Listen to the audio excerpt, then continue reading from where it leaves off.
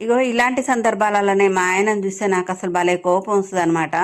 నేను ఎడ్డెమంటే ఆయన తెడ్డెమనే సందర్భాలు చాలానే ఉంటాయి. సో మేము ఈ ఊరికొచ్చి 4-5 ఇయర్స్ అవుతుందనమాట. ఆ 4-5 ఇయర్స్ నుండి లేనిది ఇప్పుడు వచ్చింది మా ఆయనకి.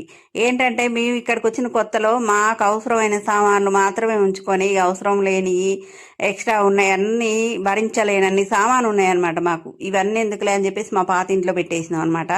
అన్ని రోజుల సంధి లేనిది పండగ 2 రోజులు ఉందనంగా స్టార్ట్ చేసిన అనమాట. ఆ ఇంటికాడి పోయేసి అన్ని సదురుదంప మొత్తం పనికొచ్చే అన్ని ఉంచి పనికిరాని అన్ని తీసి పడేద్దామని ఒకటే అంటూ ఉన్నాడు అనమాట. పండగ ముందు ఈ పనులేంది అని చెప్పేసి నేను ఒప్పుకోలేదు. ఇక పండగ వెళ్ళిన తర్వాత మళ్ళీ ఒకటే అంటూ ఉన్నాడు అనమాట. సో మా అమ్మ ఆ రోజు పాపం ఇంటి దగ్గర ఉండి నా కాడికి వచ్చిందనమాట. మా అమ్మని కూడా ముగ్గురం పోదాంపా ఇంటి దగ్గర మొత్తం పనికిరాని అన్ని తీసేద్దాం, పనికొచ్చి ఉంచుదాం అని చెప్పేసి మా అమ్మని నన్ను ఇక వచ్చేదాకా ఊరుకోలేదనమాట. సో పోయి ఇక చూడండి మొత్తం ఇక డివైడ్ చేసింది అనమాట.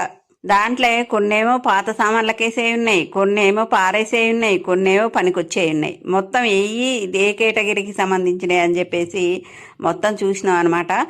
ఏది కూడా నేనైతే అసలుకి కొంచెం హోల్ పడ్డది బట్ట కూడా ఉన్నీయలేదనమాట. మొత్తం పారేసినాం. అసలు మనకి తెలిసి తెలియక చినిగిపోయిన బట్టలు ఇంట్లో ఉంచుకుంటాం కానీ అసలు అవి అలా ఉంచుకోకూడదంట. అవే నెగిటివ్ ఎనర్జీని క్యారీ చేస్తాయంట. సో అందుకని చెప్పేసి ఇక తెలుసుకున్న తర్వాత వాటిని ఉంచుకుంటే అదొక ఇబ్బంది లాగానే అనిపిస్తుంది అనమాట. ఇంకా కొంచెం ఒక్కబడ్డాయి కూడా మొత్తం తీసి పడేసినాం అనమాట. కొత్త కొత్త ఏమైనా పనికొస్తాయి అన్నవి మాత్రమే ఉంచేసి మొత్తం ఒక పక్కకి వేసేసిన. మా వారికి ఒక అలవాటు ఉంది తెలుసా, ఏ చిన్న కాగితమైనా కానివచ్చు అది పారేయడు, అలా ఆగే దాచి పెట్టుకుంటాడు.